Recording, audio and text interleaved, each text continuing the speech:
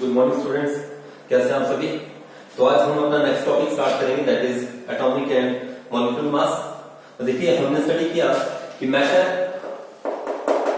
Is composed of smallest particle that are known as atoms. तो यहां पे बात करें एटम का, देखिए इतना छोटा साइज है कि उसका मास हम इजीली कैलकुलेट नहीं कर सकते हैं, या absolute mass of atom can not be easily measured. To calculate mass of an atom of element, any element, we need a reference standard. तो हमें किसी एटम का मास कैलकुलेट करने के लिए एक रेफरेंस स्टैंडर्ड की जरूरत होती है। तो इसके लिए स्टार्टिंग में हाइड्रोजन को एज अ स्टैंडर्ड यूज किया जाता है। Hydrogen was used as standard. तो हाइड्रोजन को जब स्टैंडर्ड यूज किया गया तो उसमें किसी भी एटम का मास हमने कैलकुलेट करना है तो उसके मास को हम कंपेयर करेंगे with the mass of hydrogen atom. तो यहां पे देखिए जब हाइड्रोजन को एज अ स्टैंडर्ड यूज किया गया तो मास किस तरह से कैलकुलेट करते हैं, relative atomic mass of an atom that was mass of an atom of any element divided by mass of one atom of hydrogen। किसी जिस एटम का हमने मास कैलकुलेट करना है तो फार्मूला क्या बन जाएगा, मास of an atom of element divide by mass of one atom of hydrogen.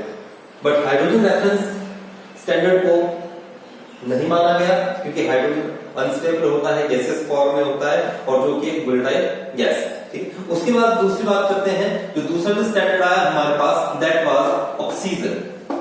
कि ऑक्सीजन के एक एटम के मास से हमने किसी भी अननोन एटम का मास कंपेयर करना है। ठीक है, तो तब देखिए ऑक्सीजन का जो मास है हमारे पास वो कितना हुआ करता है, 60। कितना होता है, आइसोटोप्स होते हैं, आइसोटोप्स के बारे में बताऊंगा आपको।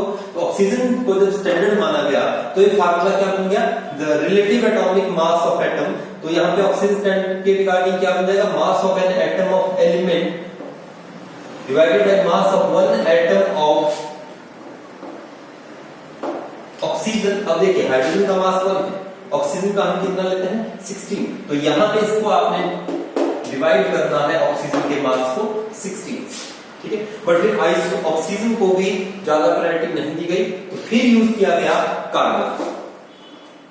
और कार्बन का 12 आइसोटोप, कार्बन का 12 आइसोटोप 12 होता है, 13 होता है। तो कार्बन 12 जो आइसोटोप है वो आपका मोस्ट स्टेबल होता है और मोस्ट अबंडेंट होता है। तो तब ये फार्मूला किस तरह से बन जाएगा, मास of an atom of element divide by mass of one atom of carbon, या कार्बन 12 मल्टीप्लाई बाय 1/12। तो ये तीन थी जो वाइडली एक्सेप्टेड मेथड है वो है कार्बन 12। अब इसके बाद हम बात करेंगे यूनिट्स की फॉर्म में कि ये एटॉमिक मास यूनिट क्या होती है, what is atomic mass unit. तो देखिए जो actual mass of carbon atom है, actual mass of one atom of carbon 12 that is 1.9924 into 10 raised power minus 23 grams। अगर आपने केजी में लिखना है 1.9924 into 10 raised power minus 26 kg। ठीक है, तो अब आपके पास 1 AMU 1 एटॉमिक मास यूनिट क्या बन जाएगा, is the mass of carbon 12 divided by carbon कौन सा लेते हैं हम, 12। तो जब इसको जब आप सॉल्व करेंगे तो 1.66 into 10 raised power minus 24 grams और 1.66 into 10 raised power 27 kg। It means one atomic mass unit is equal to 1.66 into 10 raised power minus 27 kg। This is the value of one atomic mass unit। Clear है। इसके बाद हम बात करेंगे कि atomic mass आपने किस तरह से कैलकुलेट करना है या क्या स्टैंडर्ड होते हैं। सबसे पहले मैं आपको क्लियर करवा दूं कि आइसोटोप्स क्या होते हैं। आइसोटोप्स होते हैं same element having same atomic number but different mass number. Atoms of same element same होगा, उसी के कोई 2 या 3 एटम होंगे जिनका एटॉमिक नंबर सेम होगा बट मास नंबर का क्या होगा, डिफरेंट. फॉर एग्जांपल हम हाइड्रोजन की बात करें, हाइड्रोजन के 3 आइसोटोप हुआ करते हैं, हाइड्रोजन, ड्यूटेरियम एंड ट्रिटियम. अब देखिए यहां पे इसके पैरों में जो लिखा जाता है वो होता है एटॉमिक नंबर 1 और यहां पे लिखा जाता है mass number. This is atomic number, this is mass number. Deuterium में atomic number is 1, mass number is 2. Tritium में atomic number is 1, mass number is 3. तो तीनों चीजें किसके हैं, तीनों एटम्स किसके हैं, हाइड्रोजन के.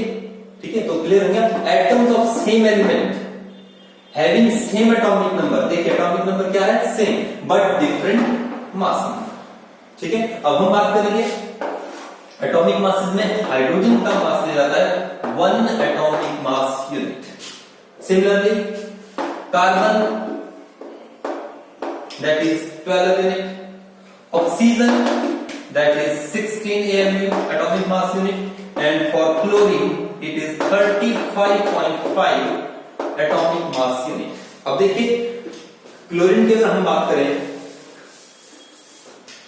क्लोरीन के 2 आइसोटोप हुआ करते हैं, क्लोरीन 35 एंड क्लोरीन 37. अब बात करें दोनों आइसोटोप, देखिए एटॉमिक नंबर सेम होता है क्लोरीन का बट मास नंबर क्या है, 35 एंड 37. ठीक है, तो ये क्या होगा आपस में आइसोटोप. इस तरह से आप लिख सकते हैं 17, 35, 17 एंड 37. बट हम रिलेटिव अबंडेंस की बात करें तो chlorine 35 is 70% and this is 25%. Means इनकी अबंडेंस जो है दैट इज 3:1. तो यहां पे देखिए एटॉमिक मास में और टर्म ऐड हो जाती है एवरेज एटॉमिक मास. तो एवरेज एटॉमिक मास आपने किस तरह से लेना है, देखिए 35 इंटू 3, 35 इंटू 3 या 75 कर सकते हैं आप, प्लस 37 इंटू 1 डिवाइडेड बाई 314. तो इसको जब आप सॉल्व करेंगे तो आ जाएगा आपके पास 35.5 यूनिट और एटॉमिक मास यूनिट. क्लियर हो गया. इस तरह किसी और चीज का भी आप कैलकुलेट कर सकते हैं. अगर मैं मान के चलूं आपके पास, जैसे आपके पास मैग्नीशियम 24, मैग्नीशियम 25, मैग्नीशियम 26 आपके पास.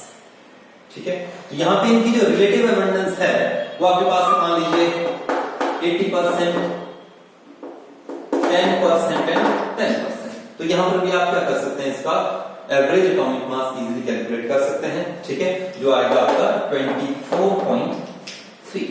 क्लियर हो गया. ठीक है, अब इसी तरह से एटॉमिक मास के बाद हम बात करेंगे molecular mass, that is molecular mass. तो मॉलिक्यूलर मास क्या है, it is the sum of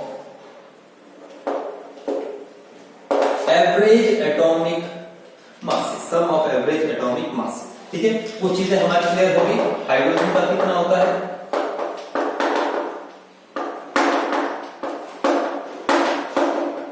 ये. तो अब देखिए मॉलिक्यूलर मास, हम मॉलिक्यूल कंसीडर करते हैं, मान लीजिए वाटर. तो हाइड्रोजन का एटॉमिक मास कितना है, 1 इंटू 2 प्लस ऑक्सीजन का कितना है 16. कितना बन गया आपके पास 18 यूनिट.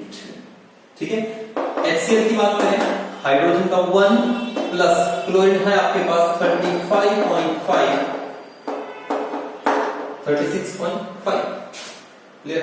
इसी तरह से हम बात करें HNO3, हाइड्रोजन का कितना है आपके पास 1, नाइट्रोजन का कितना हुआ करता है 14, प्लस ऑक्सीजन कितना है, number of oxygen is 3 into oxygen का 60.